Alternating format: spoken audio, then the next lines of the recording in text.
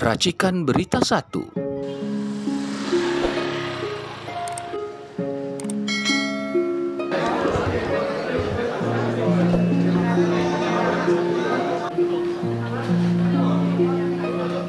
Saya sebenarnya sangat sedih ya dengan meninggalnya Riza Ramli.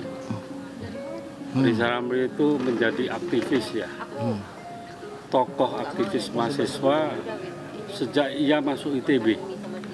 Dan saya mengenal Riza Ramli di sana. Saya di pers kampus, Riza Ramli di Dewan Mahasiswa. Ketika dia di Dewan Mahasiswa, karakternya karakter matang ya, keras. Kalau dia punya cita-cita, dia nggak akan mundur, dia akan perjuangkan. Apalagi kalau cita-cita itu dia anggap benar, dan pasti saya yakin cita-cita Riza Ramli itu bertolak dari nilai-nilai atau ideologi ya. Berbeda dengan kita ya. Atau kebanyakan mahasiswa pada waktu itu yang berjuang karena aktivisme, karena dorongan ya, keadaan. Tapi Riza Ramli lain ya, punya perspektif ke depan tentang kemana gerakan ini akan diarahkan. Dan celakanya dia ini orangnya keras ya, pantang mundur. Kalau sudah ada kemauan sulit diatur, dikompromikan, dia akan tetap jalan. Hanya pada waktu itu saya pers kampus sering menyarankan dia bahwa haruslah semuanya dilihat dari kacamata politik, bukan kacamata keilmuan ya, di mana prinsip-prinsip dilaksanakan secara letterlek sesuai dengan prinsip-prinsip itu sendiri. Disitulah perbedaan saya dengan Riza Ramli. Saya memandang gerakan mahasiswa sebagai gerakan politik, tapi Riza Ramli ya lebih kukuh lagi bahwa ini gerakan-gerakan ideologis yang tidak bisa ditawar-tawar. Oleh karena itu pada waktu saya bersama Al-Hilal dan Epi Iqbal itu melakukan gerakan dengan mengikrarkan, membuat ikrar mahasiswa pada waktu itu yang intinya menuntut MPR bersidang, kemudian kembali Undang-Undang Dasar 45 dan rakyat harus mengkonsolidasi diri, itu dianggap Riza masih kurang jelas, kurang radikal. Tetapi dia pada tanggal 16 Januari ya 1978 mengeluarkan tekad ya bahwa ia tidak mempercayai dan mengakui Soeharto sebagai presiden. Itulah perbedaan karakter Riza Ramli. Kita berpikir politis ya, tapi Riza Ramli tidak. Dia tidak main-main, kalau dia jelek dikatakan jelek ya. Itu sampai sekarang rupanya masih seperti itu. Oleh karena itu ketika Riza Ramli pada waktu di Gus Dur ya menjadi Menko Perekonomian, dia lakukan ya beberapa kebijakan terobosan pada waktu itu di masa Gus Dur. Misalnya melakukan rasionalisasi Bulog sehingga itu Bulog menjadi untung. Di ekonomi dia melaksanakan prinsip ekonomi yang seimbang ya, antara anggaran pemerintah ya yang digunakan dan income dari pemerintah. Itulah Riza Ramli. Termasuk dia menghapuskan apa yang namanya anggaran-anggaran yang off budget. Ketika masa Gus Dur dan Mega hal itu bisa dilaksanakan. Tetapi ketika Jokowi pada masa periode Jokowi, Riza Ramli tidak bisa melakukan itu. Ketika dia dijadikan Menteri Maritim pada waktu itu, saya dengar bahwa Riza Ramli berbicara lantang ya di depan menteri-menteri yang intinya kebijakan adalah kebijakan pemerintah, tapi bukan kebijakan bisnis yang bisa ditunggangi oleh kepentingan ekonomi elit. Itulah Riza Ramli. Dan juga terhadap kebijakan lingkungan hidup, sebagai Menteri Maritim, Jokowi Rizal Ramli menentang reklamasi pantai dengan keras dan tanpa pandang bulu, walaupun akhirnya merah, tapi disitulah rupanya Rizal Ramli tersandung. Disitulah Rizal Ramli merasa tidak tepat berada di lingkungan kabinet ya Jokowi pada waktu itu, yang dalam kebijakannya selalu ya mengkompromikan antara kepentingan penguasa dan kepentingan pengusaha. Dan saya dengar pada waktu itu sikap tegar Rizal Ramli itu berakhir dengan ia dipecat ya dari kabinet Jokowi, dan kemudian dia menjadi orang bebas yang bisa mengkritik kebijakan-kebijakan Jokowi yang lebih terang. Dia lihat semua ya berlawanan dengan nilai-nilai yang benar, semua berlawanan dengan misi dan visi rakyat Indonesia yang menginginkan wujudnya cita-cita proklamasi. Ya, saya sedih dan kita harus recovery ya dengan meninggalnya Rizal Ramli itu.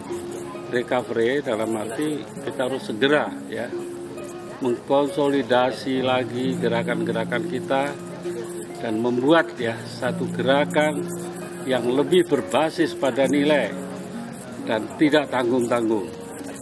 Misalnya adanya penyelewengan konstitusi saat ini yang dilakukan oleh Jokowi itu harus segera ditindaklanjuti melalui tim-tim ya, kelompok-kelompok gerakan mahasiswa untuk meneruskan cita-cita Rizal Ramli itu, walaupun Rizal Ramli sudah tiada.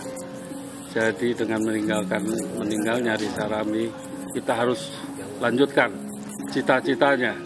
Kita bertemu dulu apa sebenarnya keinginan Rizal Ramli, dan dari sana kita lakukan atau lanjutkan lagi perjuangan mahasiswa sampai apa yang diimpikan Rizal Ramli, yang itu saya kira juga sama dengan impian-impian kita, itu terwujud. Itulah yang saya inginkan. Hanya masalahnya apakah gerakan mahasiswa ini cukup sanggup seperti itu, tanpa kompromi, bertindak sebagai gerakan adalah gerakan dan bukan gerakan politik yang bisa dikompromikan.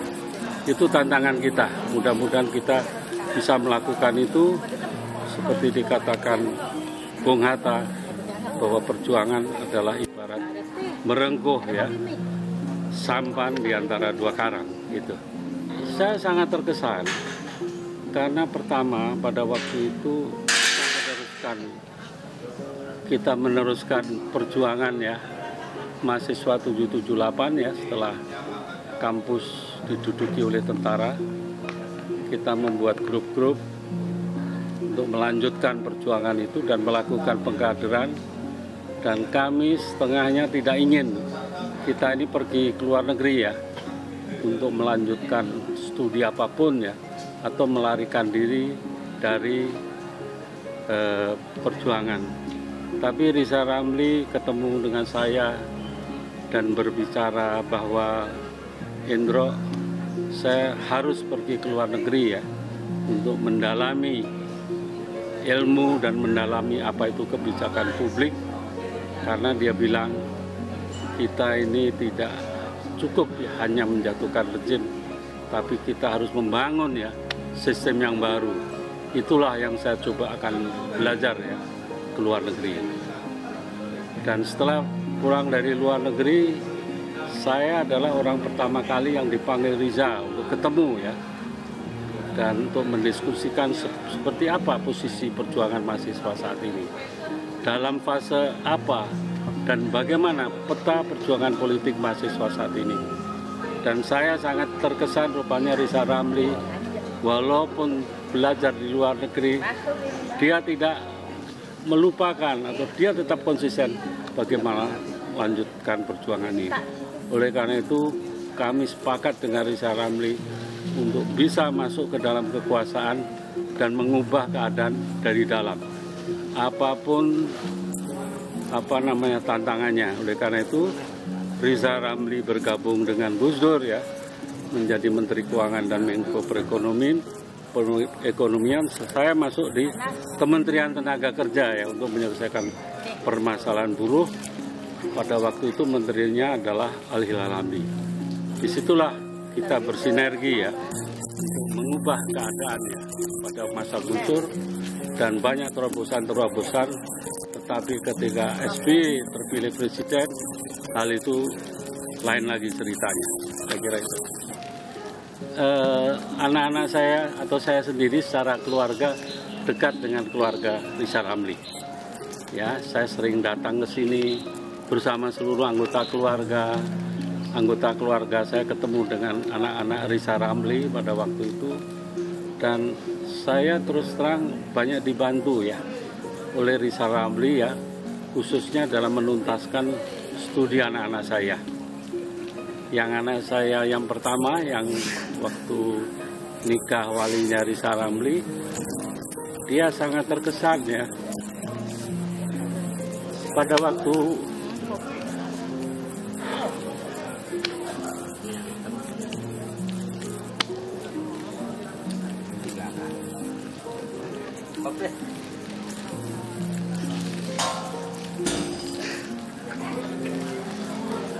Pada waktu mau masuk di UI, dan saya ingat bahwa dia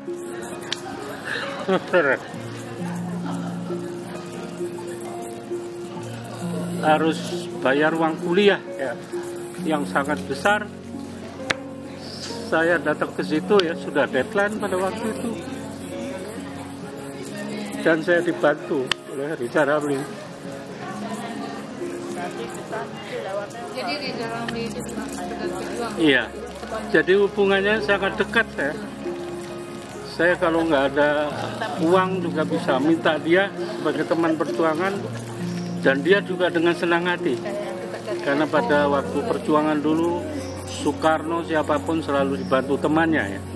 Itu. Iya, saya kira dia tahu.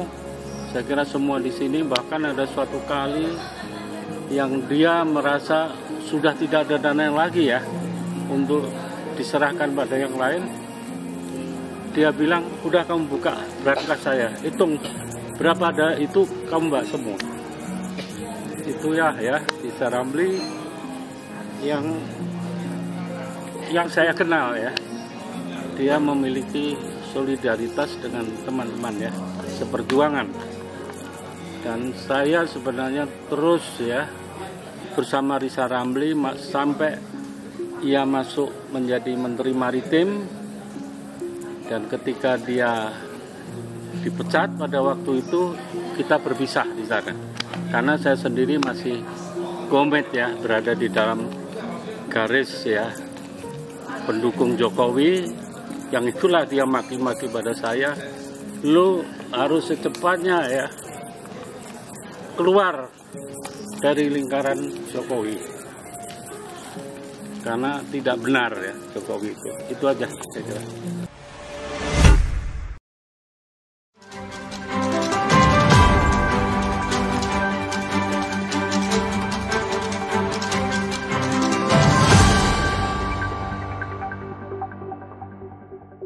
Racikan Berita 1.